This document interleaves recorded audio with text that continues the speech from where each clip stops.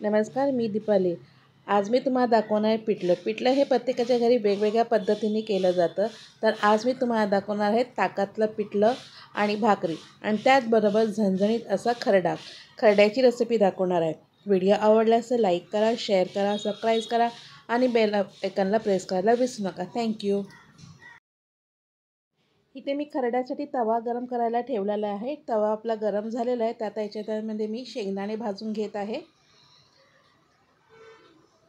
शेंगदाणे आपल्याला छानपैकी खरपूस असे भाजून घ्यायचे आहे। तर आपल्या इथे आता शेंगदाणे छानपैकी भाजून झालेले आहेत। तर आता मी हे खाली काढते।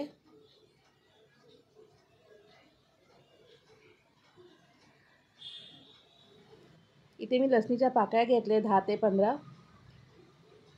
तर हे सुद्धा आता मी त्याच्यावर तेल टाकून चांगले परतवून घेतले। तवा गरम असल्यामुळे हे पटकन लसूण याचं भाजलं जातं।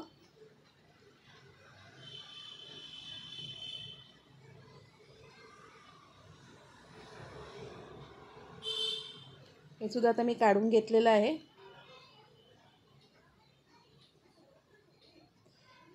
इकडे मी हिरव्या मिरच्या घेतल्या। ह्या कमी तिखटाच्या मिरच्या आहेत, पोपटीच्या मिरच्या असतात त्या आहेत। हे पण तेल टाकून छानपैकी आपल्याला परतवून घ्यायचं आहे।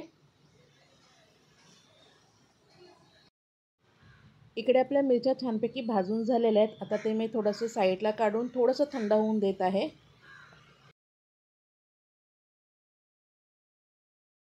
कोथिंबीर घेतलेली आहे एक चांगली मुठीभर। जे साहित्य भाजून घेतलं होतं ते सर्व आता आपण टाकूया त्याच्यात। मिरच्यांच्या 2-2 तुकडे केलेले आहेत मी।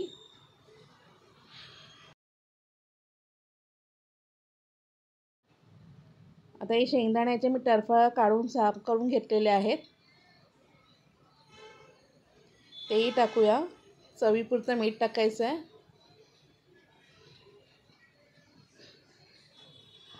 आणि हे आता आपल्याला मिक्सरला चालू बंद ह्या मोडवरती हे आपल्याला वाटून घ्यायचे आहेत। तर हे आता मी मिक्सरला लावून घेतलेलं आहे। असं थोडंफार आपल्याला जाडसर ठेवायचं आहे खरडा। एकदम छान असा खरडा आपला झालेला आहे। तर आता मी तुम्हाला दुसरं वाटण दाखवते। तर इकडे मी कोथिंबीर घेतलेली आहे। ह्यात पोपटी मिरच्या घेतल्या 3 ते 4, जिरं घेतलंय, लसणीच्या पाकळ्या घेतल्यात 5-6 आणि हे मिक्सरला आपल्याला जाडसर अशी पेस्ट करून घ्यायची आहे। याची खूप असं पातळ पेस्ट नाही करायची आहे, जाडसर असं वाटून घ्यायचं आहे आपल्याला। हे बघा अशा प्रकारे।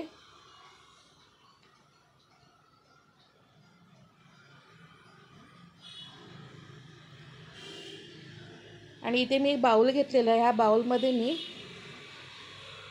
3 ते 4 चमचे, ह्या चमच्याने मी 3 ते 4 चमचे दही घेतलेलं आहे।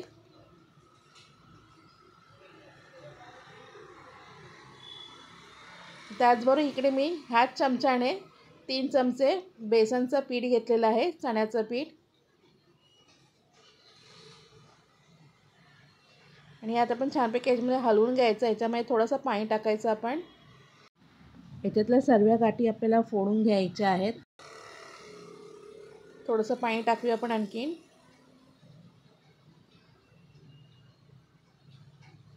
आणि हे आपलं रेडी झालेलं आहे। तर आता एकीकडे मी गॅसवरती कढई तापत ठेवलेली आहे। तेल पण आपलं छानपैकी तापलेलं आहे।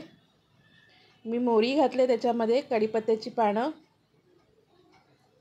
आणि इथे मी पातीचा कांदा घेतलाय। तर तुमच्याकडे पातीचा कांदा नसला तर आपला साधा कांदा तुम्ही एक छोटासा घेऊ शकता।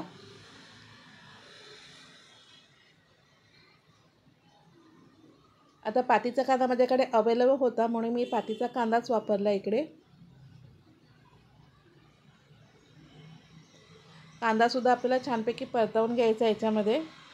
आणि जी आपण चटणी करून ठेवली होती तर ही टाकायची त्याच्यामध्ये आणि ती सुद्धा आपल्याला चांगल्यापैकी परतवून घ्यायची आहे।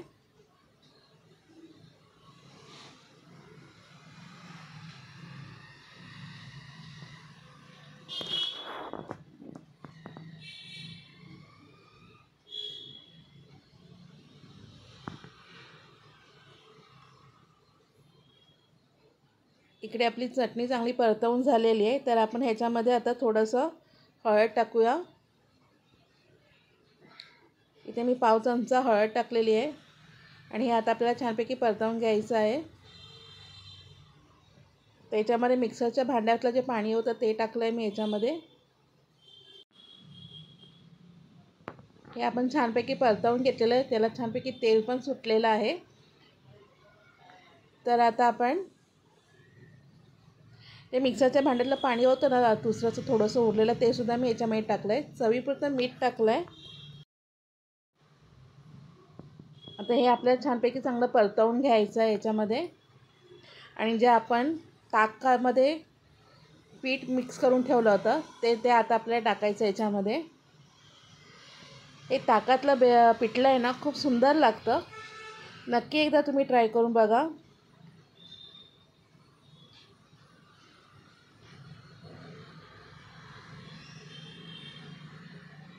आणि हे आपण छान याच्यामध्ये आता चांगलं हलवून घेऊया।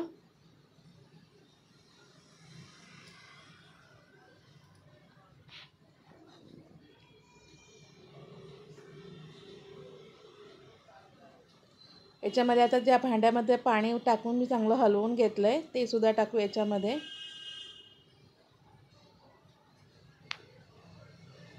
थोडं पाणी आणखीन टाकून याला चांगल्यापैकी आपण शिजवून घेऊया।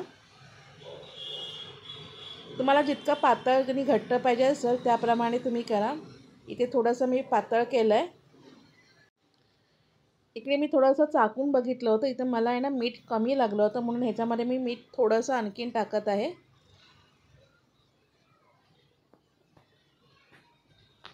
मला मिठाचं प्रमाण थोडंसं कमी वाटलं आणि हे थोडंसं आणखीन पाणी टाकून मी त्यामध्ये छानपैकी हलवून घेत आहे।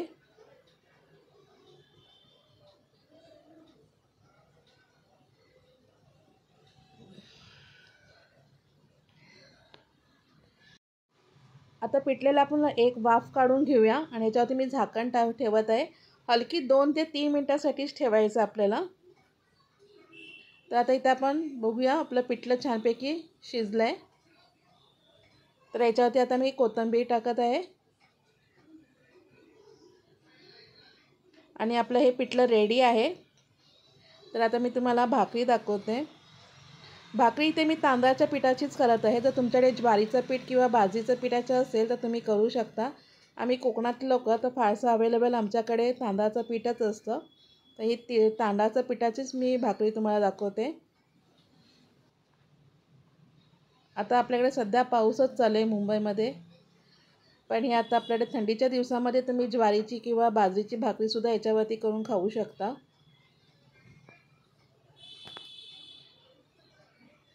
आमच्याकडे तांदळाचं पीठ जास्त अवेलेबल असतं, त्याच्यामुळे मी तांदळाचीच भाकरी तुम्हाला दाखवत आहे।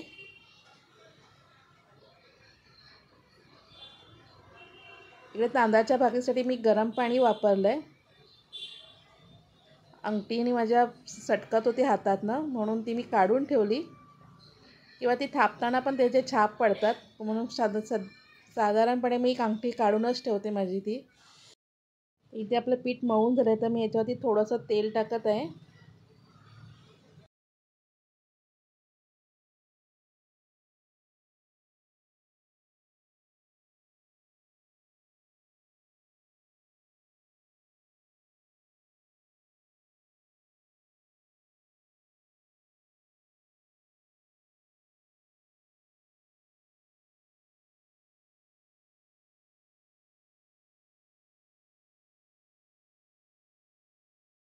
भाकरी आपली इथे थापून झालेली आहे, तर इथे साईडला तवासुद्धा मी गरम करायला ठेवला आहे।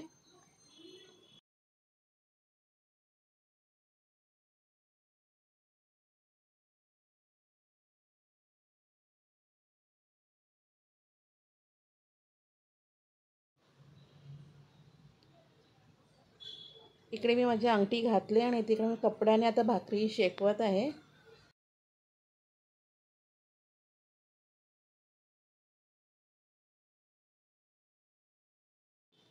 इकडे आपली भाकरी रेडी आहे, तर आता मी तुम्हाला सर्विंग प्लेटमध्ये काढून दाखवते।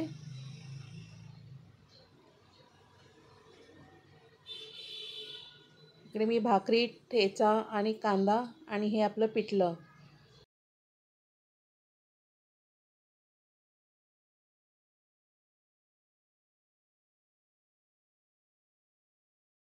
भाकरी माझी फुगली नसली तरी ती एकदम सॉफ्ट झालेली आहे. तुम्ही बघू शकता अगदी सुटली आणि एक बाईट मी घेतलं आहे. एकदम अप्रतिम झालेलं आहे हे ताकातलं पिठलं. व्हिडिओ आवडल्यास तर लाईक करा, शेअर करा, सबस्क्राईब करा आणि बेल आयकॉन प्रेस करायला विसरू नका. Thank you so much.